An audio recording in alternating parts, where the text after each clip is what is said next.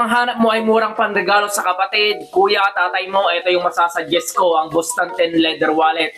Ang kagandahan dito is meron na siyang bag, as you can see, and meron na rin siyang box wherein hindi mo na siya bibilhin and mas mura mo siya mabibili lahat. And as you can see, yung presentation niya napakaganda. May cover pa dyan dito and may dedication letter pa dito na paglalagyan mo ng letter mo. As you can see, napakaganda niyan. And meron na rin siyang lagayan dito. And of course, yan embossed na rin or metal na rin yung logo niya. As you can see, napaka-roomy niya. Meron siyang lalagyan ng mga cards dito, napakarami. 3 dito, 2 dito, 1 dito for your ID. Meron pang zipper dito para lalagyan ng mga barya. And as you can see, 2 na yung compartment niya dito kung sobrang daming pera ng mga boyfriend at tatay nyo.